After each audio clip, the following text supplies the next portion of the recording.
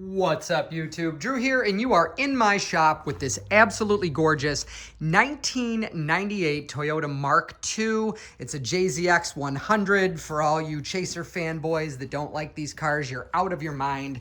They're incredible. They can be had with the 1JZ GTE with the, the turbo setup and all that. It doesn't have to be a Chaser to be nice. Look at this. It has the beautiful wooden steering wheel. It's the 30th anniversary edition. And don't forget, Chaser and Cresta are essentially just variants of this, the Mark II. Anyways, now that I've lost half my audience by having an opinion, I just wanted to show you guys. So what I'm working on here, it came from Japan with the original Rotors.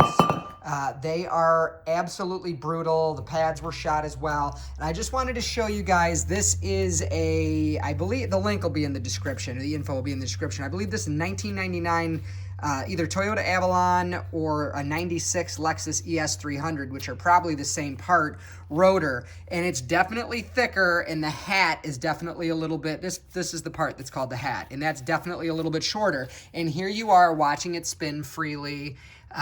You see the room that it's got in the back, you see the room that it's got in the front. Well, that's where I made the modification. So I'm actually gonna take this off.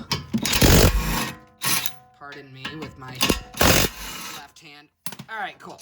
So this, you see that shiny surface there? There's usually a little bit of a ledge. Now you might have to screw with your shims and all that, which are, there's do this at your own risk. I hate to take a piece of a Toyota from the country that they originated in during the most prestigious era of automotive history ever. Now, I'm not talking the most beautiful, that 54 Chevy truck on the back wall, cars, high-end cars, Duesenbergs, and V16 Cadillacs of the 1930s, things like that. I'm not disputing that this car is more beautiful than those, but these are the best engineered, not even just JZX, mid-90s Toyotas are the best engineered cars of all time. If you disagree, don't subscribe, don't care. These are literally the best 90s Toyotas are as far as reliability and fit and finish and quality. This was the pinnacle. So I hate to take a millimeter of steel off and say it's not there for a reason.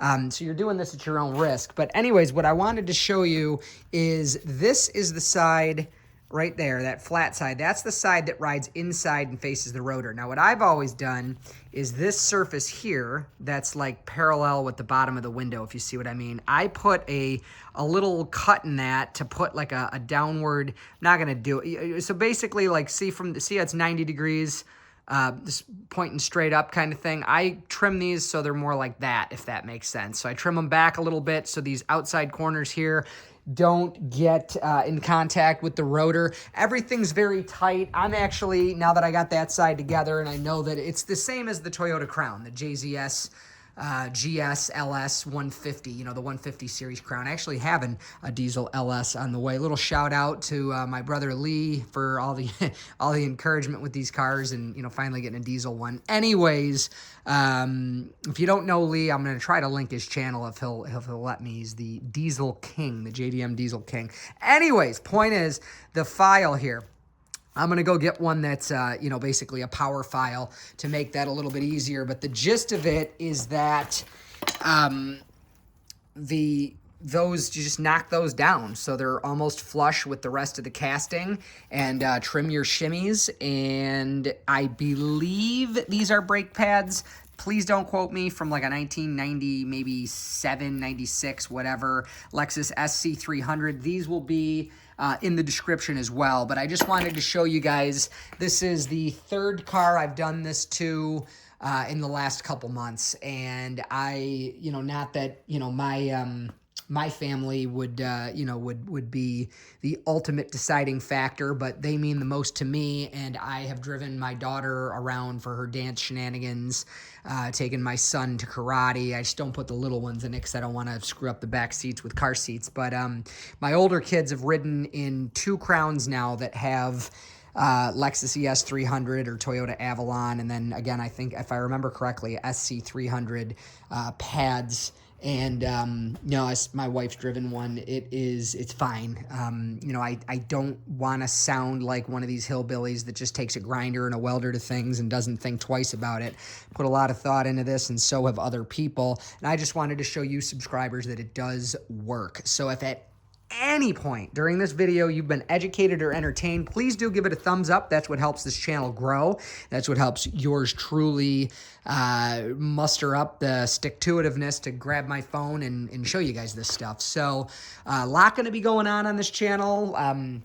Just did that bumper. As you can see, it's shinier than the rest of the car. I'm going to buff the rest of the car to match, but you know, I do body work. It was just scratched. There's this, really hoping this summer to start putting together this 54 Chevy, but it might take another year as we're working on a potential relocation. Tons of JDM cars sitting in Japan right now and coming across the Pacific as we speak, as really going to start trying to pour more of myself into that. And I'm a hybrid geek, so if any of those things entertain you, feel free to, subscribe to the channel as well. And hey guys, listen, if I could do it, you could do it. Hang in there. If you're working on JDMs, I know it's frustrating to try to fit parts that aren't intended or to wait parts from Japan, but stick with the hobby. These are amazing cars. Take care of yours and don't beat on it, because the world will probably never produce cars this good again. God bless. Take care. See you soon. Bye.